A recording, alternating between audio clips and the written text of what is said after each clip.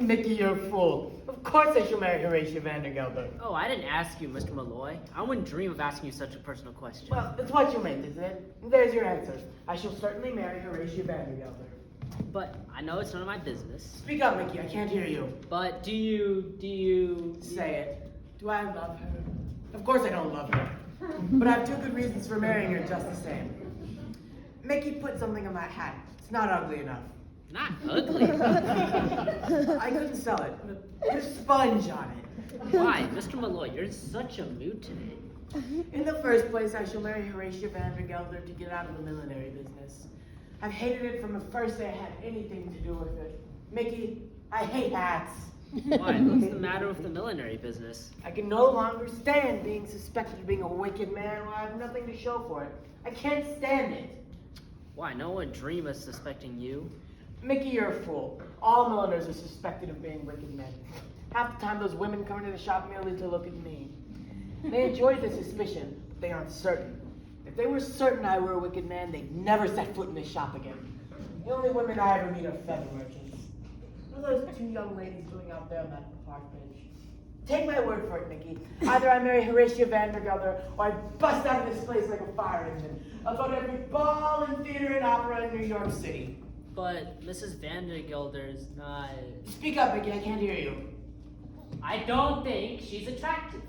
No, but what I think she is, and it's very important, I think that she would make a very good fighter. Mr. Malloy, Take my word for it, Mickey. The best of married life is the fights. The rest are merely so-so. I won't listen. Petra Malloy, God rest her, was a fine arguing woman. I pity the man whose wife slams the door and walks out of the house at the beginning of an argument. Petra Malloy would stand up and fight for hours on end. She'd even throw things, Mickey, and there's no pleasure equal to that. When I felt tired, I'd start a good blood-warming fight and would take 10 years off my age. Now, Horatia Vandergelder is a fighter. I know. I have a mind to marry her. I think they're just awful, the things you're saying today. Mr. Malloy, those two women out in the street. What? It looks as if they meant to come in here. Well, it's time some women came into the shop. I'll give you the younger one, Mickey. Aren't you terrible? Wait till I get my hands on that older one. Adventure, adventure. Why does everyone get adventure except me, Mickey? These have no spirit, no gumption. Mickey, it looks as if they meant to come in here. Quickly, come into the workroom with me now. Mr. Malloy, my work.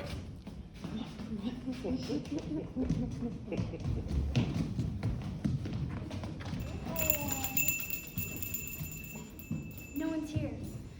Some men were here a minute ago. I saw them. That's Wolfjack, all right. We'll have to stay here until she passes by. She's sitting down on that bench. Maybe quite a while. When those men come back, we'll have to make conversation until she's gone away. We'll pretend we're buying a hat. Barnabelle, how much money you got? Oh, let's see. 40 cents for the train, 70 cents for dinner, 20 cents to see the whale. $1 I lost. Oh, I have 70 cents. And I have $1.75. I wish I knew how much hats cost. Is this an adventure, Cornelia? No, but it may be. I think it is. There. We wander around New York all day and nothing happens. And then we come to the corner street in the whole city and suddenly Miss Vandergelder turns the corner? I think it's an adventure. I think... Cornelia! That Mr. Levi is there now. He's sitting down on the bench with her. Well, what do you know about that? We only know one person in all New York City, and there he is. Even if our adventure came along now, I'd be too tired to enjoy it. Cornelia, why isn't this an adventure? Don't be asking that. When you're in an adventure, you'll know all right. Maybe I wouldn't. Cornelia, let's arrange a signal for you to give me when adventure's really going on. For instance, Cornelia, you say, pudding. You say pudding to me if it's an adventure we're in. I wonder where the gentleman who runs the store is. What'd you say his name was again? Mr. Malloy, hats for all. Ah, yes. I must think of what I'll say to him when he comes in. Good afternoon, Mr. Malloy. Wonderful weather we're having. We've been looking everywhere for some beautiful hats. That's fine, Cornelia. Good afternoon, Mr. Malloy. Wonderful. We'll make him think we're very rich. Good afternoon, afternoon, Mr. Malloy. Wonderful. Keep one eye on the door now the whole time. We've been looking everywhere for some... Sorry, can I help you? Good afternoon, ladies. Here, Cornelia Hackle. Here, Barbara Tucker. Very pleased to meet you. Won't you sit down? Thank you, we will. You see, Mr. Malloy, we're looking for hats. We've looked everywhere. And you know what we heard? Go to Mr. Malloy. And so we did. Only place we could go, really. That's very complimentary. And they were right. Everybody was right. You wish to choose some hats for a friend? Yes, exactly. Yes, exactly. We were thinking 5 or 6, weren't we, Barnabelle? 6, 5, 5. You see, Mr. Malloy, money's no object for us. None at all. Exactly. What an attractive street you have, Mr. Malloy. Something interesting happening every minute. Passers by and... You're from out of town, Miss Hackle. Yes, sir. Barnabelle, keep one eye on the street. You won't see that in Yonkers every day. Oh, yes, I will. Not all of it. Now, Miss Hackle, this friend of yours, could she come into my shop sometime herself and choose her own hats? Oh, no. It's a surprise.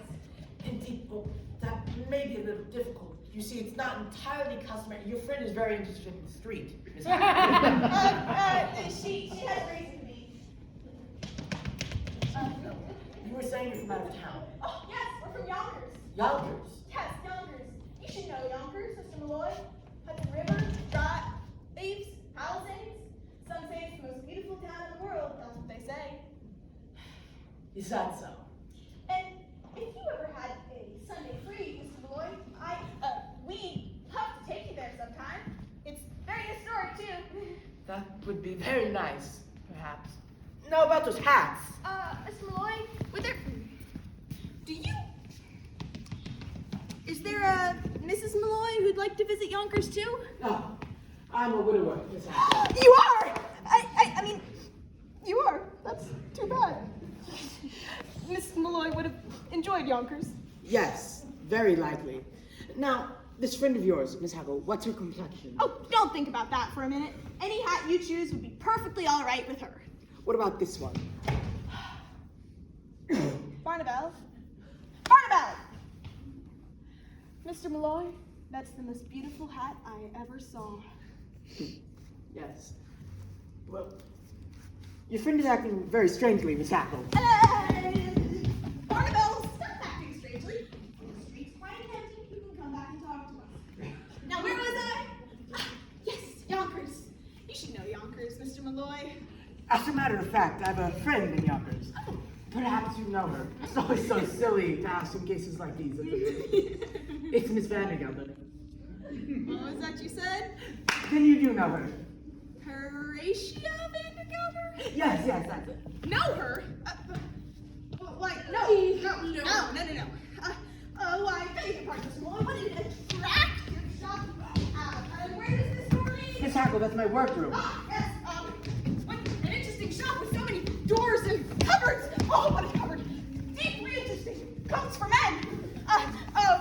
Barnabelle, make a note of this very attractive piece of furniture. It's a table with such a low-hanging cloth. You see the cloth?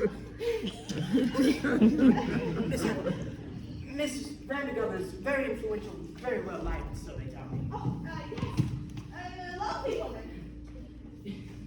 Yes, charming. Has only one fault as far as I can tell. She's tough as nails. But other than that, as you say, a charming nature. And a large circle of friends. 5 or 6. 6, 5. I suppose she comes and calls on you from time to time? This summer, wearing ribbons. Yes. As a matter of fact, I'm expecting a call from her this afternoon. Cornelia, No, she's from her hats. Begging your pardon, Mr. Malloy. Ladies, Miss Hackle, what are you doing? Help us out just this once, Mr. Malloy. I'll explain everything later. But But really, I can't have this. What are you doing? Cornelia? Pudding? Irving! How are you? I can be Rhodomus. How good you look. What a surprise. As Miss Vandergelder in New York, it's always a pleasure. Good afternoon. afternoon, Mr. Malloy. Yes. Miss Vandergutter's in New York today. Yonkers lies up there, decimated. Now, Irving, we thought we'd pay you a very short call. You'll tell us if it's inconvenient, won't you? Inconvenient, Dolly, the idea. Really, it's sweet of you to come. We waited outside a moment. Miss Vandergutter thought she saw 2 customers come in. 2 women. Women, Miss Vandergather. What will you be saying next? Then we'll sit down for a minute or two. Before you sit down, I have something for you. I want to show Miss Vandergather my workroom, too. Well, I've seen the workroom 100 times. I think I'll stay in here and try on some of these lovely... No, Dolly, you come too. I'll show you something. Oh, Miss Vandergather, you have no idea how helpless a man in business is. I feel I need your expert advice every moment. And now I shut the door.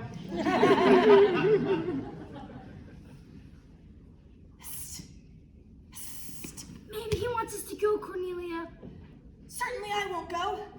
Mr. Malloy would think we're just foolish gals. No, all I want is to stretch a minute. What if Miss Vandergelder comes back? Are we just gonna run away? Well, I don't know yet. I like Mr. Malloy a lot. I wouldn't want him to think badly of me. I think I'll buy a hat. We can walk back to Yonkers even if it takes us all night. I wonder how much hats cost.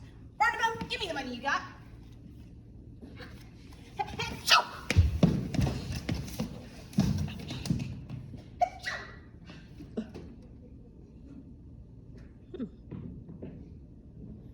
My, all the colognes in there tickle my nose, but I like it in there. It's a man's world and very different. I like it where I am too. I'd like it better if I had a pillow. I'll give you one of the coats from this closet. Here. I'll roll it up so it doesn't get mussed. Gentlemen don't like to have their coats mussed. Give me just a minute. Yeah, I see ya. There you go. Thanks, Cornelia. Now I can just lay here and listen to Miss Vandergelder mumble. This summer we'll be wearing ribbons down our backs. Can I take my shoes off, Cornelia? Isn't the world full of wonderful things? There we sit, cooped up in Yonkers for years and years. And all the while, wonderful people like Mr. Malloy are walking around in New York City, and we don't know them at all. I don't know if from where you're sitting you can see the way his eye and forehead and cheek come together just here. Can you? And the way fireworks shoot out of his eyes all the time. I tell you right now, a fine man is the greatest gift of God. You can talk all you like about Niagara Falls and the pyramids, but they aren't in it at all. Well, you know, back in Yonkers, they'd come into the store, and I'd say, "Yes, sir," and that'll be 75 cents, sir. And I watched them. But today I've talked to one, equal to equal. Equal to equal. And to the finest one that ever existed, in my opinion. They're so different from women. Why, everything they say and do is so different that you just feel like laughing all the time. Golly, they're different from women. And they're awfully mysterious, too. They've got a sort of wall about them, of pride, and a sort of play acting. I bet you could know a man 100 years without ever being really certain of whether he liked you or not. This minute, I'm in danger. I'm in danger of losing my job and my future and everything that people say is important, but I don't care. Even if I have to be a ditch digger for the rest of my life, I'll be a ditch digger who once had a wonderful day. Barnabelle. Barnabelle! Oh, you woke me up. Barnabelle, we can't go back to Yonkers yet, and you know why. Why not? We've had a good meal. We've had an adventure. We've been in danger of being arrested. There's only one more thing we gotta do before we can go back to Yonkers and be a success. Cornelia, you're never gonna kiss Mr. Malloy. Maybe. But he'll scream. Barnabelle, you don't know anything at all. You might as well know right now that everybody except us goes through life kissing everybody else, right and left, all the time. Wow. Thanks for telling me, Cornelia. I often wonder. Just a minute, Irving. I must find my handkerchief.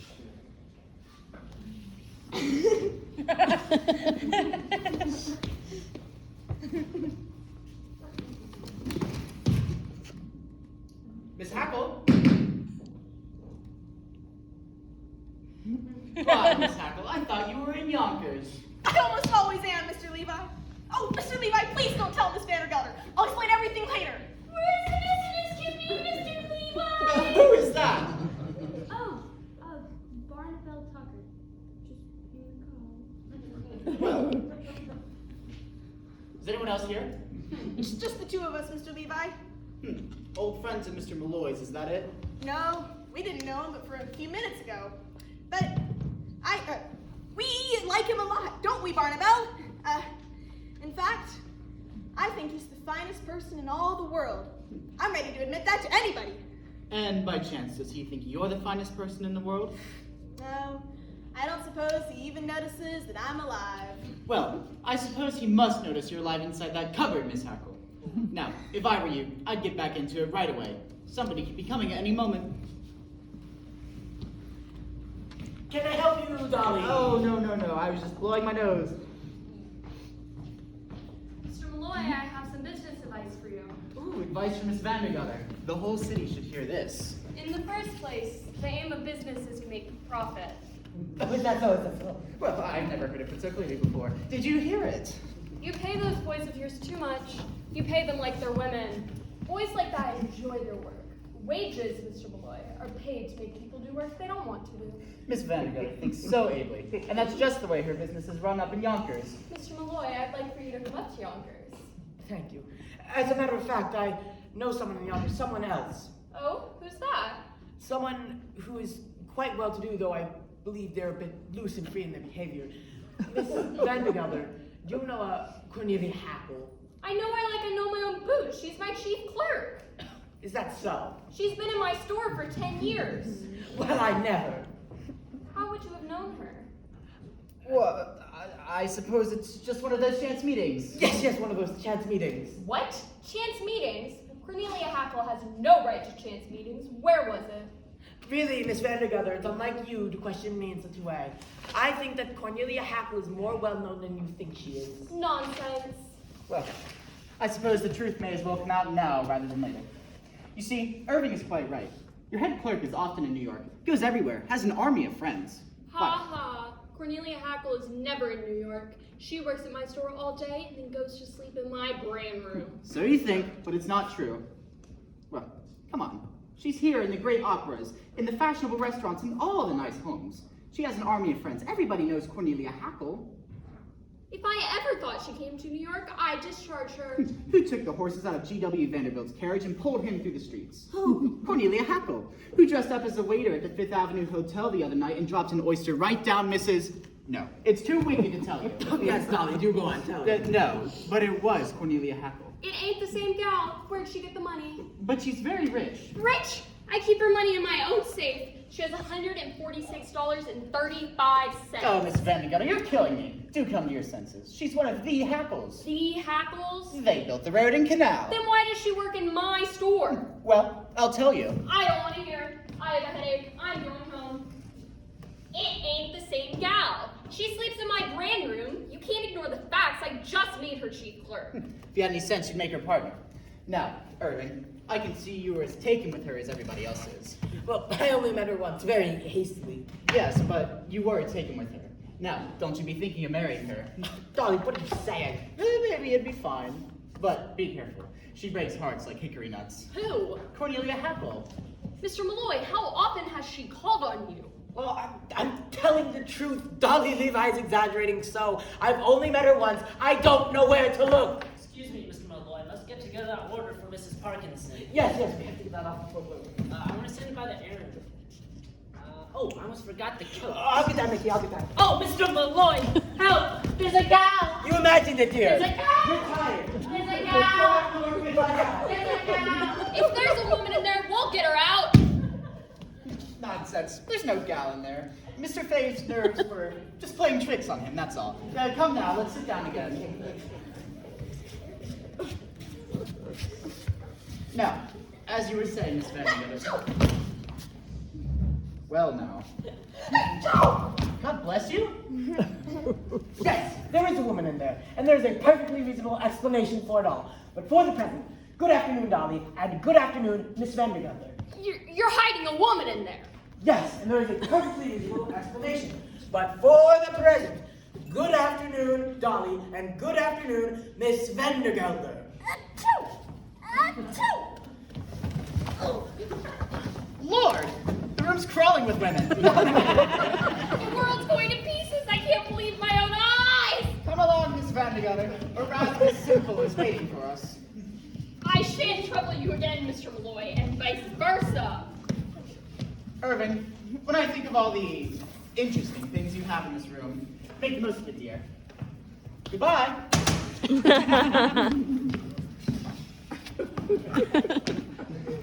Bye.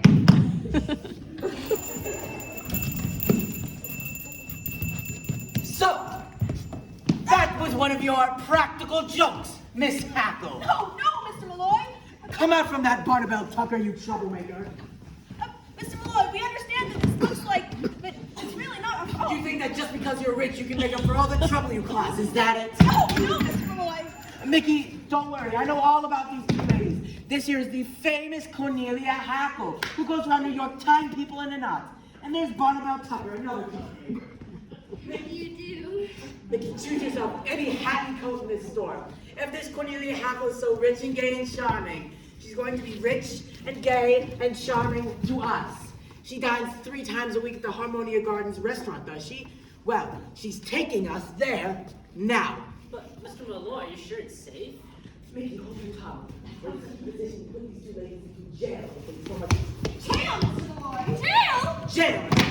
Officer Cochrane does everything that I tell him to. Mickey, you and I have been respectable for years, and now we're disgraced. The fashionable world is the only place that we can eat. Mickey, let's go to work.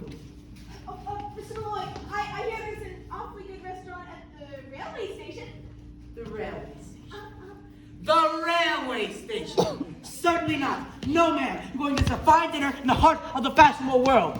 Don't forget that you 2 ladies have made us lose our reputations, and now the fashionable world is the only place that we can eat. I think he's angry at us, Cornelia. Maybe we better run away now. No, Barnabelle, I'm going through with this if it kills me. For a man like that, a woman could consent to go back to Yonkers and be a success. All I know is no man's gonna make a success out of me. Jail or no jail, we're taking these fine gentlemen out to dinner, so grit your teeth. Ladies, the counter at the corner, so forward march. Yes, sir. Oh, Mr. Malloy, is it far to the restaurant? Couldn't we walk?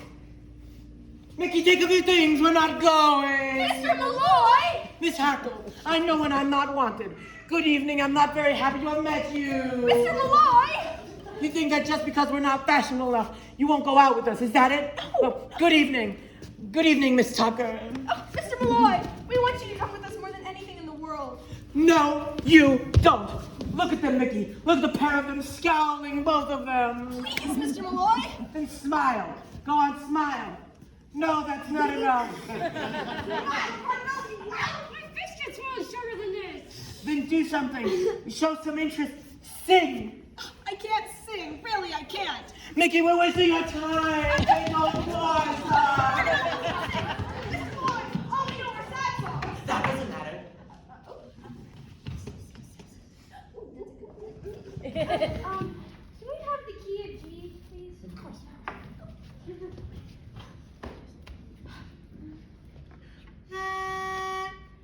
We're tenting tonight on the old campground. Give us a song to cheer our weary hearts. A song of home and friends we love so dear, so dear. Many are the hearts that are weary tonight, wishing for the war to cease. Many are the hearts looking for the right to see the dawn of peace.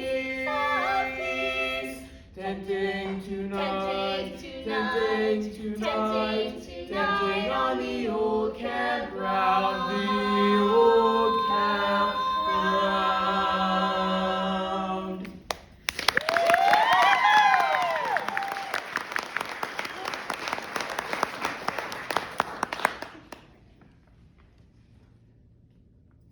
Now, you girls go on ahead. We'll lock up the store. Vicky, you get the front door key. I'll go lock up the work.